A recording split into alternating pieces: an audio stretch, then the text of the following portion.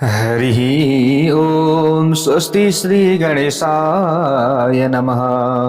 ओम नमो भगवते वासुदेवाय। ओम श्री देव्यै नमः। भूतानि दुर्गा भुवनानि दुर्गा स्त्रियो नरसापि पशुंश दुर्गा यद्यद्धि दृश्यं खलु सैव दुर्गा दुर्गा स्वरूपात् अपरं न किंचित्। नारायणं नमस्कृत्य नरं चैव नरोत्तमं देवीं सरस्वतीं व्यासं ततो जयमुदीरये। जय श्री हरि, जय श्री राधे। श्रीमद्देवी भागवत महापुराण श्रवण गर्दै आउनुहुने सम्पूर्ण भगवतीका भगवानका प्यारा प्यारा भक्त भक्तहरूमा सर्वप्रथम म टिका पौडेलको तर्फबाट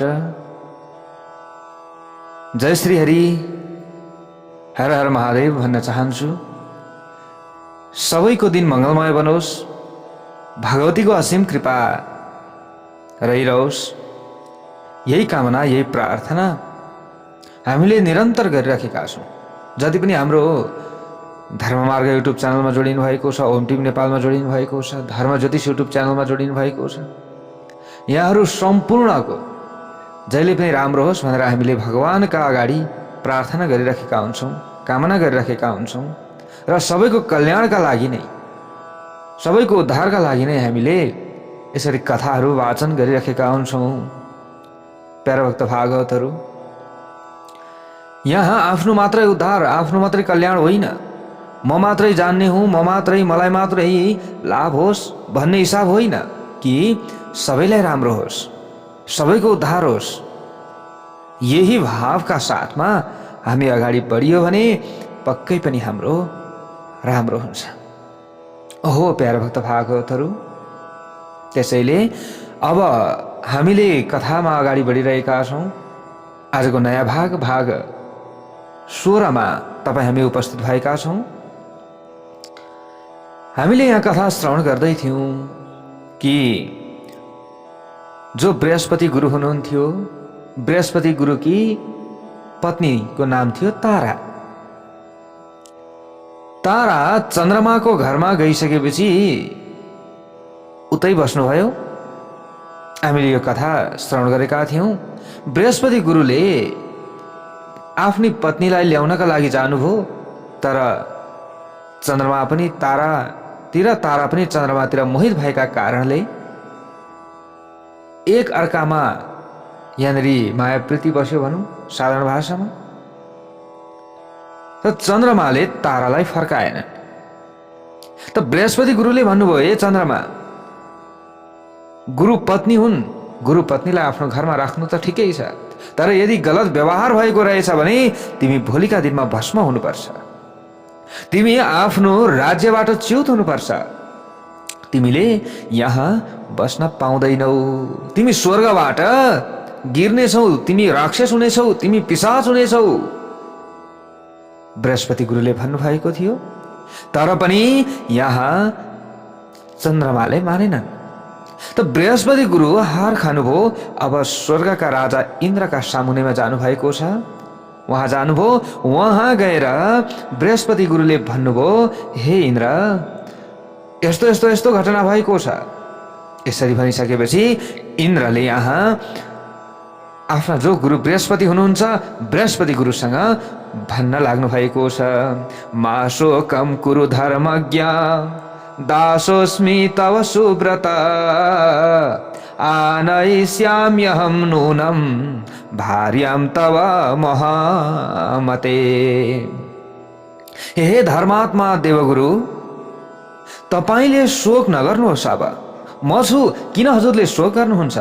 उत्तम व्रत गर्ने हे गुरुदेव, तपाईँ त आफ्नो नियममा रहनेवाला हुनुहुन्छ, आफ्नो व्रत पालन गर्नेवाला हुनुहुन्छ गुरुदेव, तपाईँ किन चिन्ता गर्नुहुन्छ? म तपाईँको सेवक हुँ। मैले तपाईँकी पत्नीलाई अवश्य फर्काएर ल्याउनेछु। हे बुद्धिमान गुरुदेव, हे देवगुरु, यहाँबाट मैले दूतलाई खटाएपछि पनि अत्यन्त मातिएको चन्द्रमाले यदि तपाईँकी पत्नीलाई फर्काउँदैनन् भने म देवसेना सहित गएर त्यो चन्द्रमासँग आफै युद्ध गर्नेछु। तपाईँले चिन्ता नगर्नुहोला हे गुरुदेव, हे मेरो भगवान भनेर यसरी इन्द्रले भन्दै हुनुहुन्छ बृहस्पति गुरुलाई। यसरी गुरु बृहस्पतिलाई आश्वासन दिएर इन्द्र महाराजले आफ्नो कुरा राम्ररी भन्न सक्ने वाणीमा विचित्र कुशलता भएको कुनै दूतलाई चन्द्रमा समक्ष पठाए। इन्द्रले चन्द्रमा भएको ठाउँमा दूतलाई पठाए। अब त्यो दूत पनि छिटै चन्द्रलोकमा गयो र रोहिणीका पति चन्द्रमासँग इन्द्रको सन्देश भन्न लाग्यो। इन्द्रले पठाउनु भएको जो सन्देश थियो त्यो अब दूतले भन्न लाग्यो, हे महानुभाव, हे महामती चन्द्रमा, इन्द्र महाराजले तपाईलाई भन्नका लागि केही सन्देश मलाई पठाउनु भएको छ। इन्द्र महाराजले जस्तो सन्देश दिनुभएको छ त्यो जस्ताको तस्तै म तपाईलाई भन्दैछु, श्रवण गर्नुहोला। यसरी ती दूतले भन्न लागे, हे महाभाग चन्द्रमा, तपाईँ धर्मका ज्ञाता हुनुहुन्छ, नीति जान्नुहुन्छ र ठुला धर्मात्मा महर्षि अत्रि तपाईका पिता पनि हुनुहुन्छ। तपाईले कुनै पनि त्यस्तो काम गर्न हुँदैन जुन काम गर्नाले तपाईको निन्दा होस्, तपाईको कुलको निन्दा होस्। सबै प्राणीले आलस्य रहित भएर आफ्नी दुलैको रक्षा गर्दछन्। अहिले तारालाई तपाईले फर्काउनु पर्दछ। यदि तारालाई फर्काउनु हुन्न भने ताराका निमित्त ठुलो झगडा हुनेछ, यहाँ युद्ध हुनेछ, यसमा कुनै पनि सन्देह छैन। हे अमृतका सागर चन्द्रमा, जसरी तपाईँ आफ्नी पत्नीको रक्षामा तत्पर हुनुहुन्छ त्यसै गरी देवताका गुरु बृहस्पति पनि आफ्नी पत्नी ताराको रक्षाका निमित्त प्रयत्नशील हुनुहुन्छ। त्यसैले तपाईले आफू जस्तै अरूलाई पनि ठान्नु पर्दछ। यसरी ठानेर विचार र व्यवहार गर्नुपर्दछ कि अरूलाई परेको चोट यो मलाई पनि परेको हो, यो सम्झनु पर्दछ। हे अमृतका सागर चन्द्रमा, तपाईले दक्ष प्रजापतिका अत्यन्त राम्रा र उत्तम लक्षण भएका 28 कन्याहरूलाई पत्नीका रूपमा प्राप्त गर्नु भएकै छ नि। 28 जना पत्नी हुँदाखेरि पनि अझै तपाईँलाई पुगेको छैन।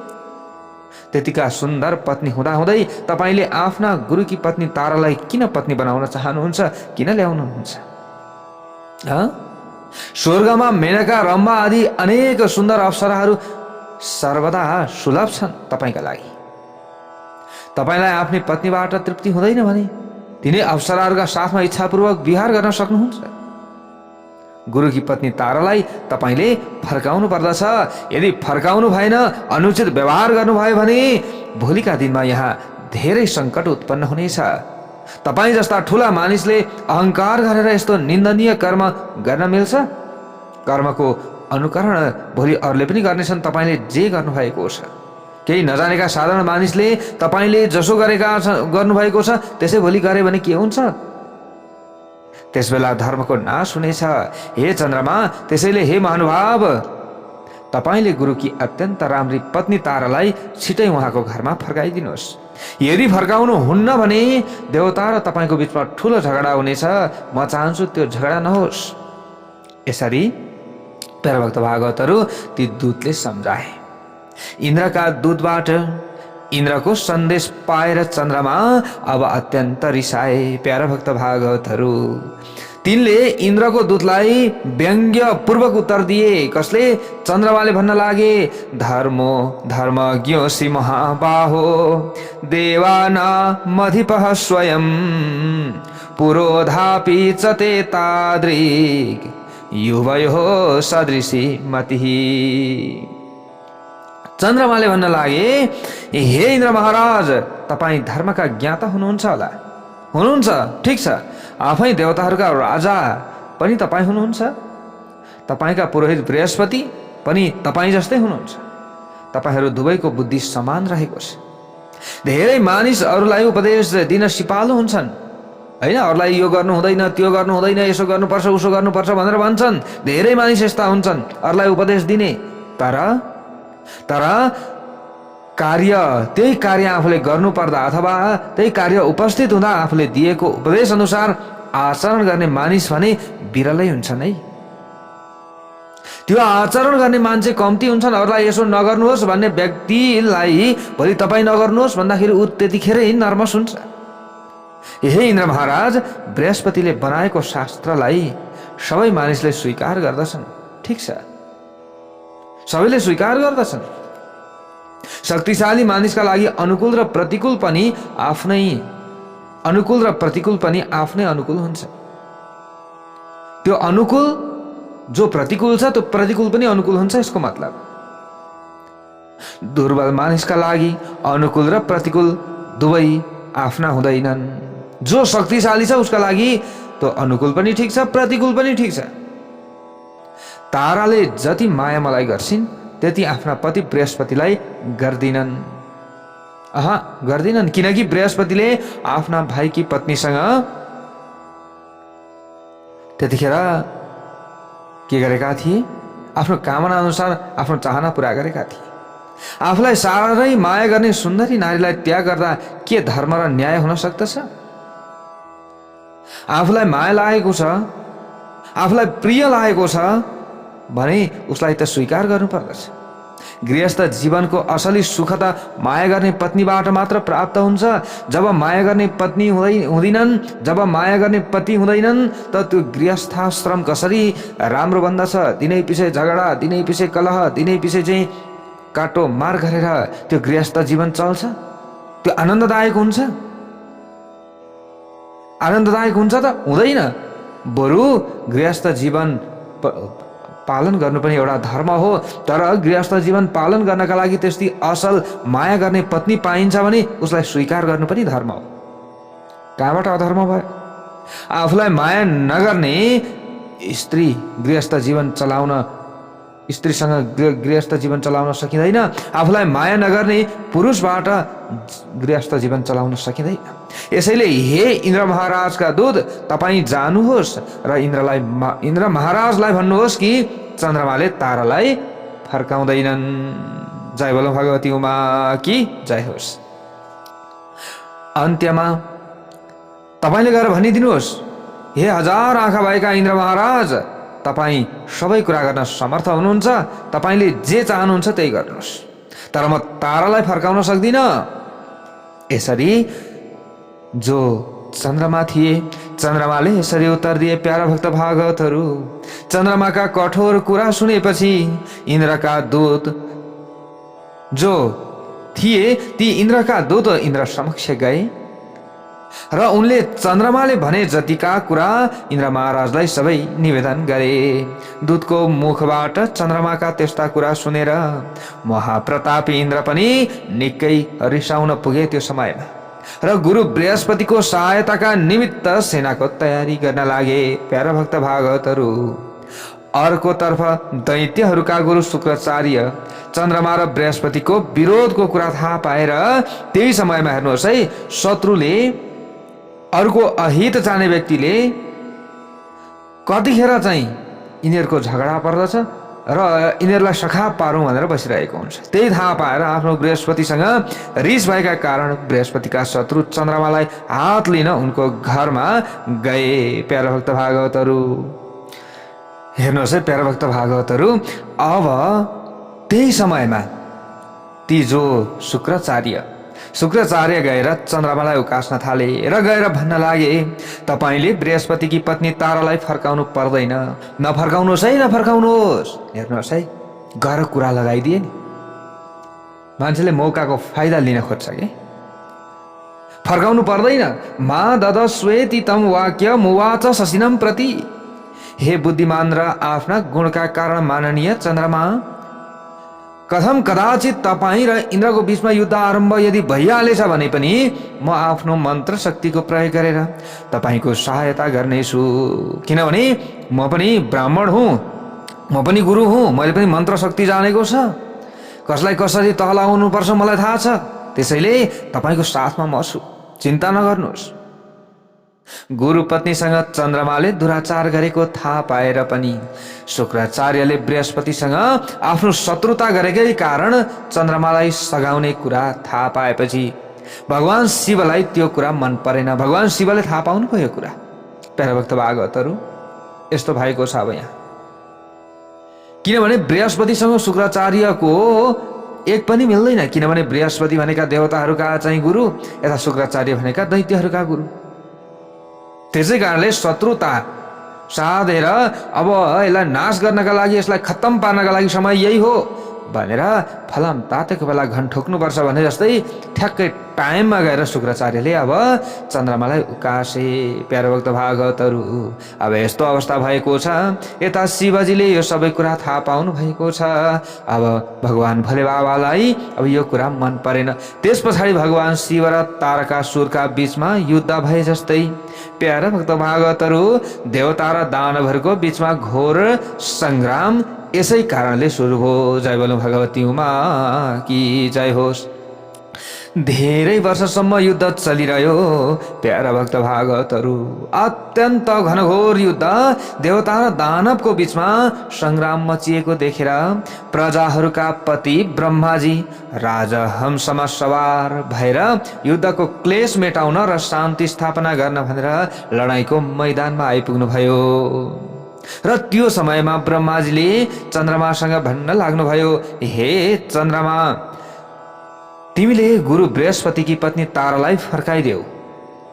तिमीले भनेको मान्दैनौ भने म भगवान विष्णुलाई बोलाएर तिमीलाई जरैसित खरानी बनाउने छु। फेरि अहिले त श्री महादेव मात्रै आउनु भएको छ, अब भगवान श्री हरि विष्णु पनि बोलाए भने अब तिमी खरानी हुनेछौ। तिम्रो यहाँ अस्तित्व कुनै पनि रहने छैन। भोलिका दिनमा मान्छेले चन्द्रमा खोइ भेट्ने छैनन्। विचार गर, तिम्रो अस्तित्व म मेटाइदिन्छु। त्यसपछि ब्रह्माजीले भृगुनन्दन शुक्रलाई पनि युद्धमा सहयोग नगर्न आदेश दिनुभयो। भन्नुभयो, हे शुक्राचार्य, जसले धर्म विरोधी काम गरिरहेको छ उसैलाई साथ दिने, तिम्रो पनि अस्तित्व मेटिएला, ख्याल गर। शुक्राचार्यलाई भन्नुभयो, हे महामती, दैत्यको नित्य सम्पर्कका कारण तपाईँको बुद्धिमा पनि अन्यायका कणहरू घुसेका छन्।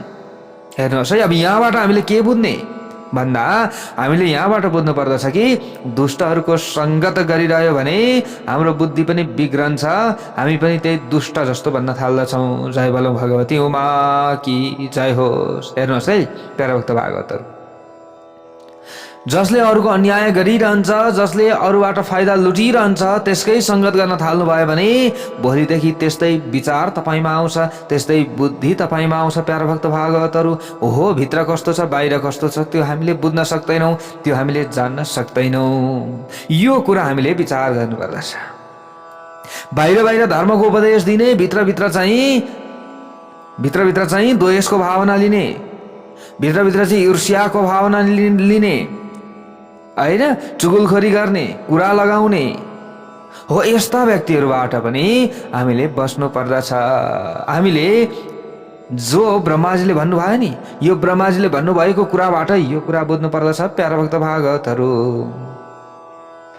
शुक्राचार्य चन्द्रमाको नजिकमा ब्रह्माजीको कुरा सुन्ने बित्तिकै अब त्यो समयमा शुक्राचार्य चन्द्रमाको नजिकमा जानुभयो र चन्द्रमालाई युद्ध नगर्न सुझाव दिँदै भन्नुभयो। त्यो समयमा अब शुक्राचार्यले पनि विचार गर्नुभयो, होइन सबै मेरा विपक्षमा रहेछन्, भोलि मेरो पनि अस्तित्व समाप्त हुन्छ भनेर गएर अब फेरि चन्द्रमालाई आफै शुक्राचार्यले सम्झाउन लागेका छन्। प्यारा भक्त भागवतहरू, त्यो समयमा शुक्राचार्यले भने, तपाईँको पिता ब्रह्माजीले मलाई यहाँ पठाउनु भएको छ। ए चन्द्रमा, तपाईँले आफ्नी गुरुपत्नी तारालाई छिटै फिर्ता गर्नुहोस्, किनभने हिजो त मैले सघाउँछु भनेर भनेको थिएँ, वचन दिएको थिएँ। आज सबै तपाईँका विपक्षी भइसके।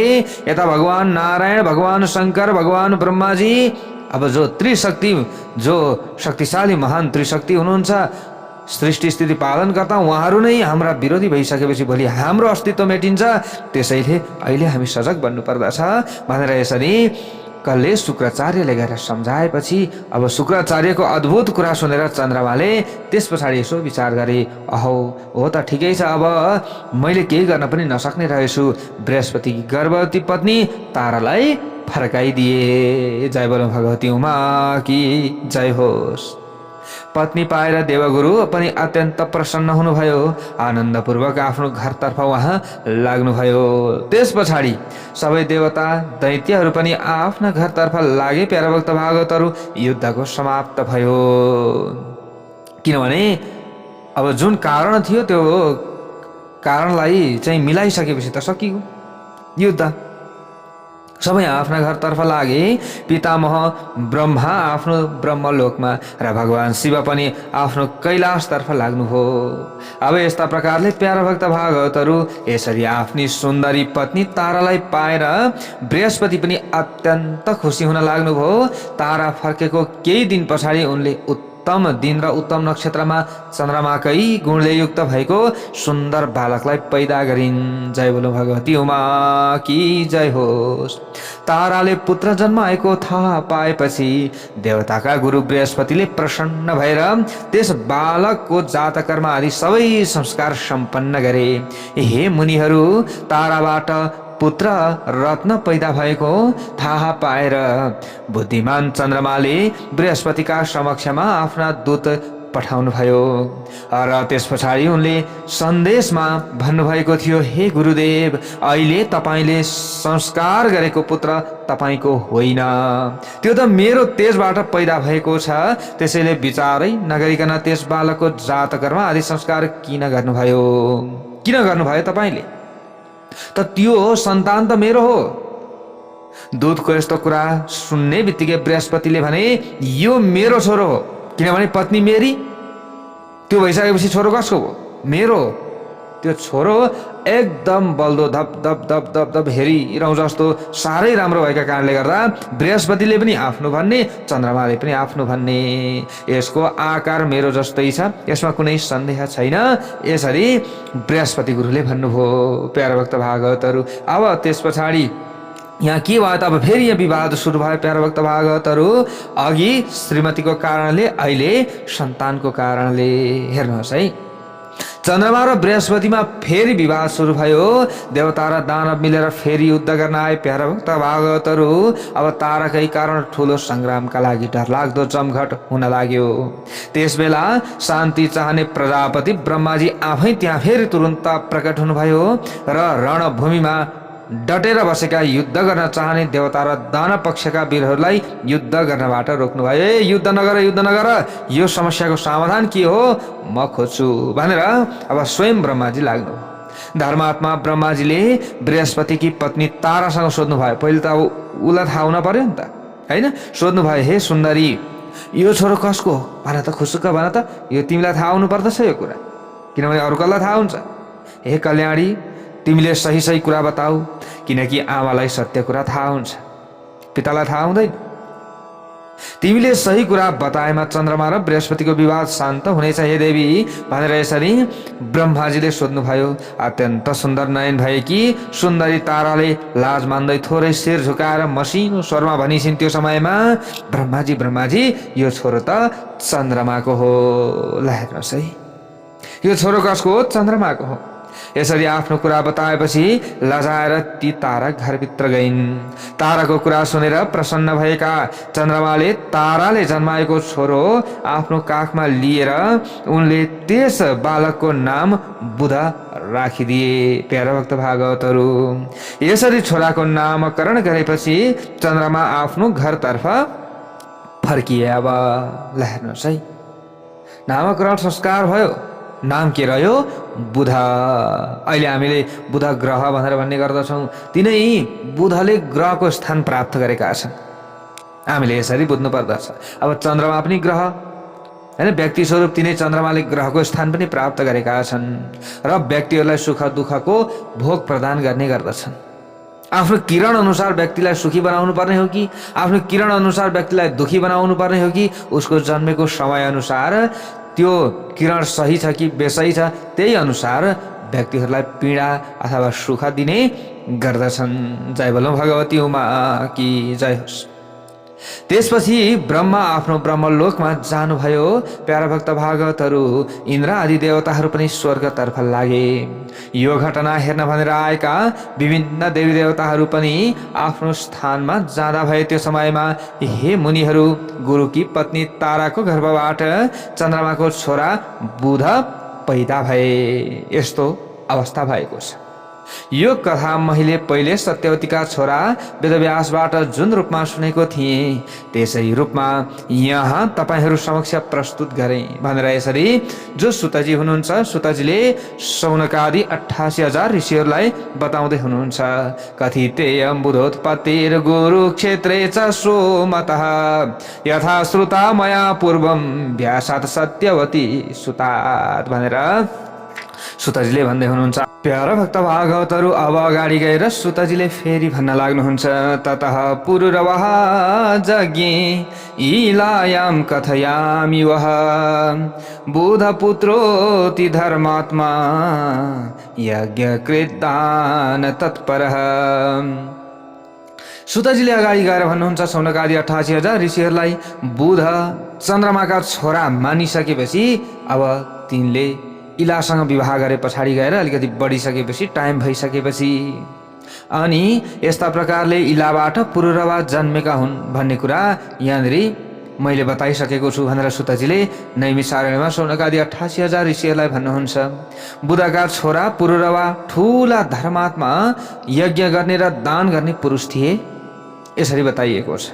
जो पुरुरवा राजा हुनुहुन्थ्यो उहाँ अत्यन्त धर्मात्मा हुनुहुन्थ्यो। सुद्युम्न एउटा ख्याति प्राप्त राजा थिए यसरी भनिएको छ। ती सत्यवादी र इन्द्रिय विजयी राजा थिए। एक दिन ती राजाले के गरेछन् भन्दा सैन्धव जातिको घोडामा सवार भएर शिकारका लागि वनतर्फ गए। युतः कतिपया मात्यैर दर्शितस् चारुकुण्डलः। उनका साथमा केही मन्त्री पनि थिए। प्यारे भक्त भागवतहरू, राजा सुद्युम्नले आफ्ना कानमा सुन्दर कुण्डल धारण गरेका थिए। यहाँ यसरी बताइएको छ। हातमा बाणले भरिएको आजगव नामक धनुष थियो।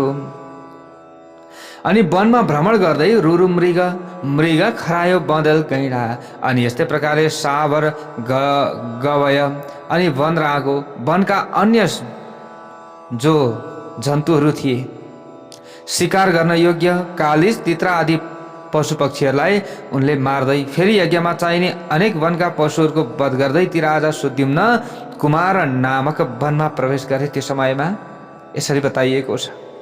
सुमेरु पर्वतको तल्लो भागमा सुन्दर पारिजातका वृक्षले सुहाएको एउटा दिव्य वन थियो। प्यारा भक्त भागवतहरू, त्यहाँ अशोक वृक्षका लताहरू फैलिएका थिए।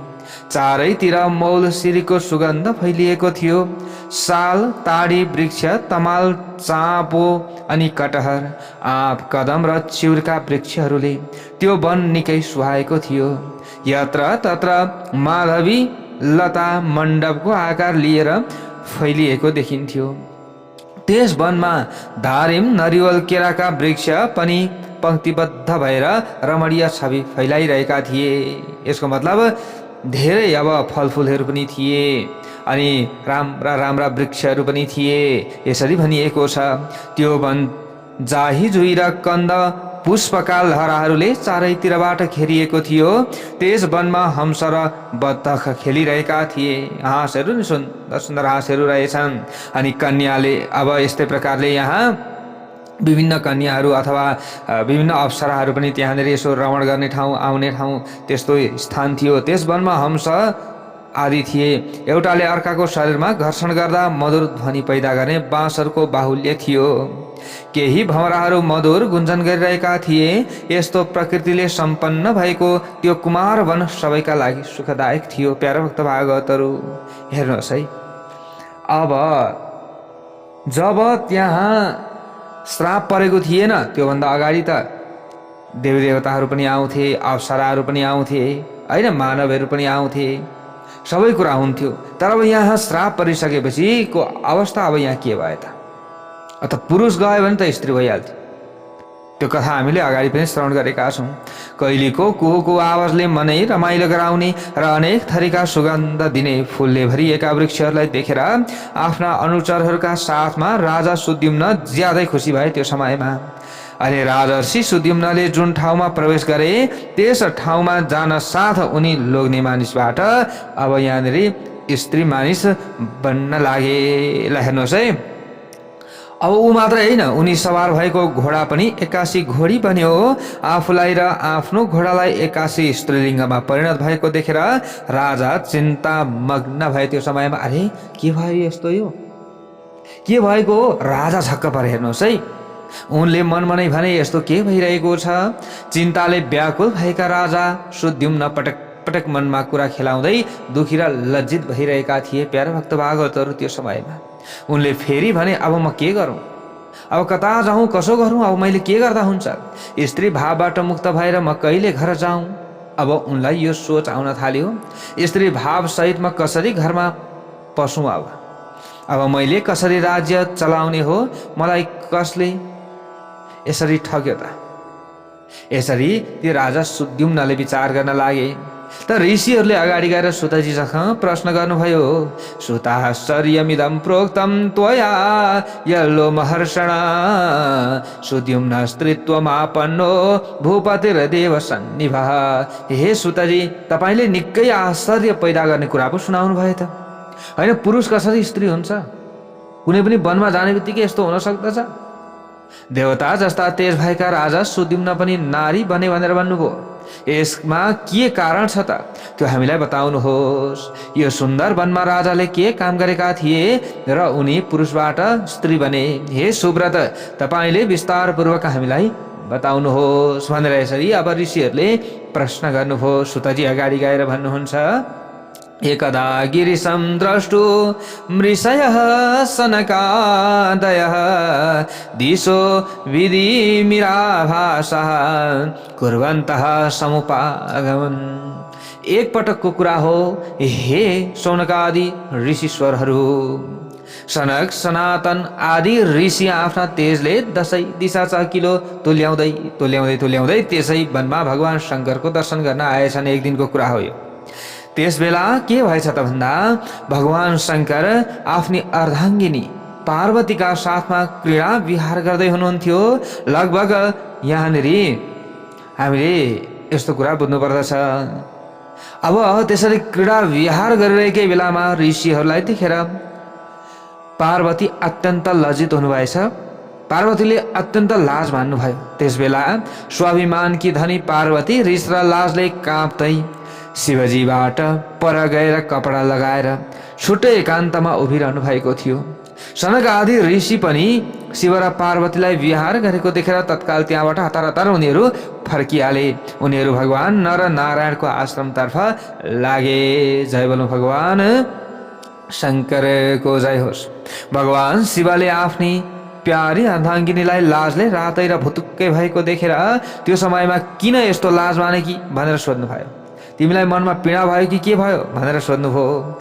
तिमीलाई जसरी आनन्द हुन्छ हे देवी, त्यो व्यवस्था म मिलाउँछु, चिन्ता नगर हे सुमुखी। आज उपरान्त यो कुमार वनमा कुनै पुरुष बिर्सेर पनि आउँछ भने त्यो तत्काल नारीको रूपमा परिणत हुनेछ भनेर यसरी भगवान शिवजीले श्राप दिनुभयो त्यो समयमा त्यो वनलाई। यदि कोही पनि यो वनमा प्रवेश गर्दछ भने त्यो स्त्रीको कुरा छैन, यहाँ पुरुष चाहिँ स्त्री भन्दछ, अथवा कुनै पनि जनावर पनि पुरुष लिङ्गको छ भने स्त्री लिङ्गको भन्दछ। शिवजीले वनलाई नै श्राप दिनुभयो। इति सप्तम वनम तेन ए जानन्ति जनः क्वचित। जुन प्राणीहरू यहाँ शिवजीको श्राप परेको छ भन्ने कुरा जान्दछन् ती प्राणीहरू यो दोषी वनलाई सधैँका लागि उपेक्षा गरेर आउने विचारै गर्दैनथे। त्यो समयमा यस्तो भएको थियो त्यो वन। तर राजा सुद्युम्नलाई अब यो थाहै थिएन। प्यारा भक्त भागवतहरू, शिव पार्वतीको घटनाको विषय केही पनि थाहा थिएन। त्यसैले ती वनमा गए। वनमा जाँदा आफू आफ्ना घोडा आफ्ना मन्त्री सहित नारी भावमा प्राप्त हुँदा भए। यसमा अरू शङ्का गर्नुपर्ने कुनै रहस्य छैन। यसरी शिवजीको श्राप पर्नाले तुरुन्त स्त्री बनेका राजा सुद्युम्न लाजले गर्दा आफ्नो दरबार फर्किन सकेनन्। त्यो समयमा वनबाट पर कुना काप्चामा गई घुम्न लागे। एउटा वनबाट अर्को वनमा जान्छन्, यस्तै गर्न लागे। नारी भाव प्राप्त गरेपछि तिनको सर्वाङ्ग शरीर सुन्दरी नारीका रूपमा चम्किएको थियो। उनको नाम सुद्युम्नबाट इला बन्न पुगेको थियो। यसरी ती राजा सुद्युम्न इलाको रूपमा चारैतिर घुमिरहेका थिए। एक दिन बाटोमा अचानक चन्द्रमाका सुन्दर र जवान छोरा बुधसँग उनको भेट हुन गयो। जय बोलो भगवती उमा की जय होस्। अब यसरी भेट भएको छ। जो सुद्युम्न इला बनेका छन्, उनै इला र बुधको अब भेट भएको छ। अब यहाँबाट उता कस्तो के हुन्छ त भोलिको कथा प्रसङ्गमा हामीले श्रवण गर्नेछौँ। जय बोलो भगवती उमा की जय हो।